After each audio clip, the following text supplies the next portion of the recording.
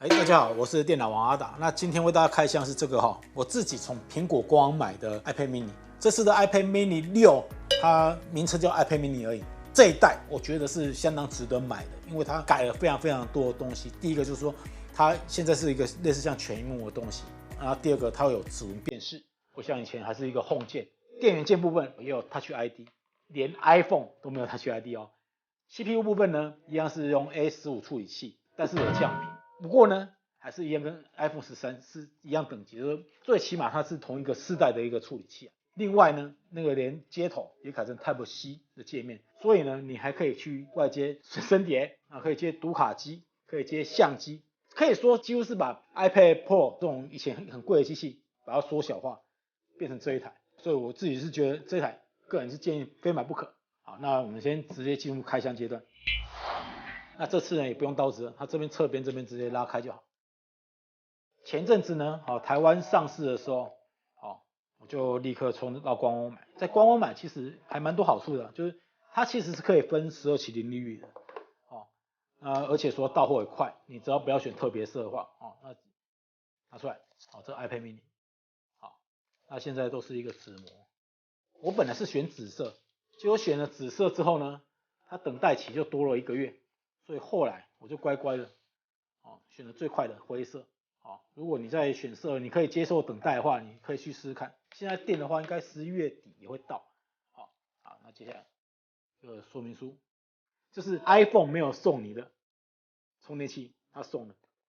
那它也一样送一个 Type C 传输线。下面就没东西了。所以以整体规格来说，我是觉得诚意来讲iPad mini 是相当有诚意的一组。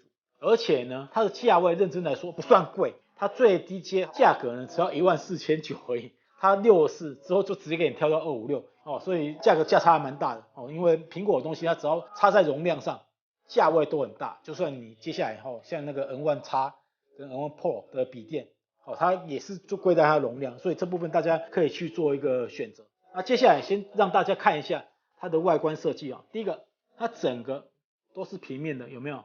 切平面的，跟之前的 iPad mini 是不一样。iPad mini 在旁边的收边是有点圆弧状的。另外呢，大家可以看一下它的镜头也比之前大很多，它这次拍照进步非常多。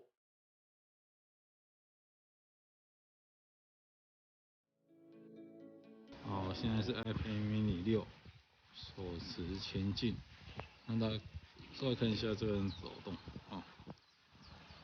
因为它的面积实在太大，你也不太可能上脚架，但手拿着呢，就可以很明显感到它晃动，这个是没办法，大家参考一下。那接下来小跑一段。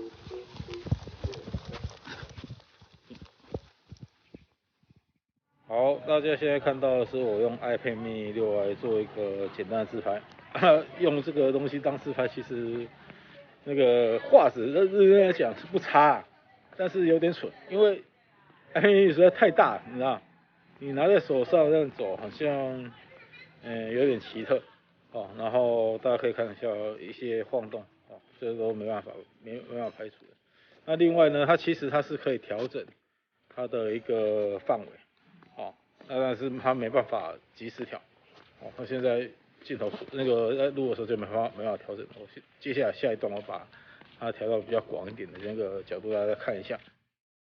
好，现在呢我已经改成那个超广角，大家可以看到范围有没有差很多？那这样子的话，大家可以看一下，我就觉得它这样子比它的稳定度比刚刚的一般角度还要广。它其实因为它是个超广角镜头。所以那个你如果用暂时的拍摄方式的话，如果你要自拍或录影的话，像这样子要拍 vlog，虽然有点笨的感觉，但是暂时是 OK 的，给大家参考一样。那第三个呢，它还多了补光灯。那第四个，我们来看这个萤幕占比。虽然在体积上 iPad mini 6比 iPad mini 5小，但是它萤幕反而变得更大。因为它是去除了上下半部的一个白边 Touch ID， 也改到电源键去，所以它的整个体积反而是变小了。但是在重量上呢，如果以手持的话，是差不多的。另外呢，还有一点我觉得那个也是不错，就是说它这次的喇叭它是真的做到一个4颗喇叭。你如果是横放着这样播放的话，它是一个4项喇叭的，所以它音效也比较好。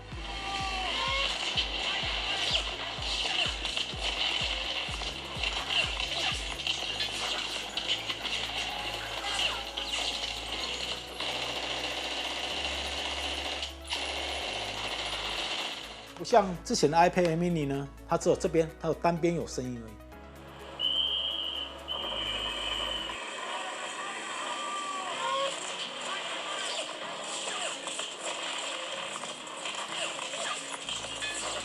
所以在音效上也差很多。另外啊，它的前置的镜头，这次也变成跟 iPad Pro 一样，就是说它会有一个类似像超广角跟着你走的一个动态的跟踪的一个效果。只要你范围不大的话，原则上它都会跟着你去走。这一点是相当的厉害。好，现在大家看到的就是呢，我使用那个 iPad mini 5跟 iPad mini 6两个去执行 Face ID 的一个画面。那因为 iPad mini 6呢，它的镜头是超广角的所以它可以模拟一个叫人像居中的一个功能。所以你像我这样子移动的时候，大家有没有看到？如果是 mini 5它就歪了，但是 iPad mini 6的话，它会有一个有点像镜头跟踪的效果。有没有？就好像是一个摄影师在跟着你走，当然是它的范围是有限定，你不能超过它的范围。看我都如果到边角的时候，我如果超过了边角的时候，它其实就开始录不到。这个功能我是觉得还蛮好用的。就是说，如果是做那个是线上会议，我知道应该是支援 FaceTime， 然后 Zoom 这些软体好像也有支援。那个这使用上且是相当方便。那更别说它的在使用方面，就是说，因为它是使用 A15 处理器，所以它也被人家称为是目前最好的游戏机。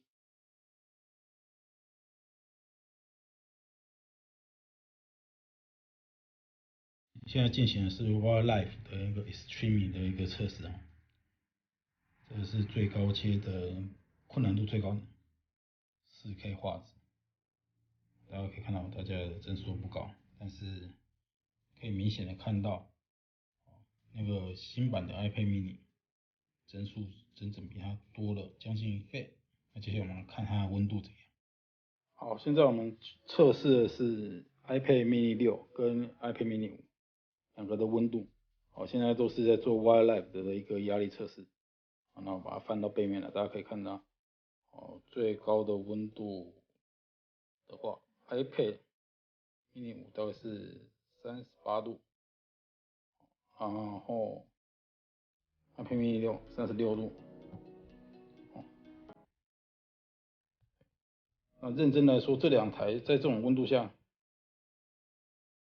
都温温的而已，它认真来说是真的不烫，所以玩游戏是 OK 的。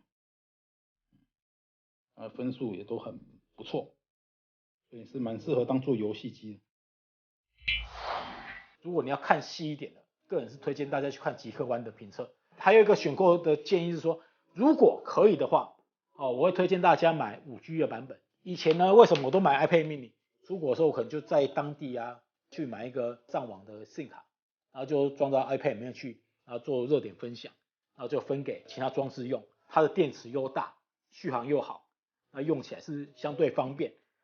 这是我个人的一个使用习惯，就是如果要我买 iPad 或买 Android 平板也好，我几乎都是推荐会买行动版的。那再加上说，苹果它在行动频段的资源度上，是非常好的。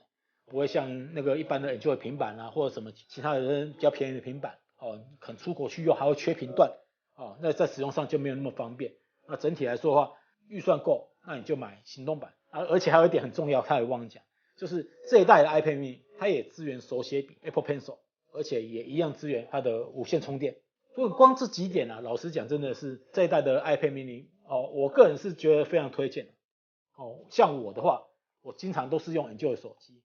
但是我最起码我都会带一个 iPad。第一个就是如果你有时候想要用苹果的软体的话，你可以用 iPad 跑。那如果说你是用 iPhone 的话，相对也方便。譬如说你如果睡觉前那个手机是放在别的地方充电，响的时候，你如果是 iPad 放在你床边，它会共振，你可以拿 iPad 起来就可以接电话，生态上使用起来很方便。这是我个人的使用经验，也分享给大家。以上呢提供给大家做选购的一个参考。我是电脑王阿达。如果喜欢这段开箱呢，记得帮我按赞、订阅与开启小铃铛。我们下次见，拜拜。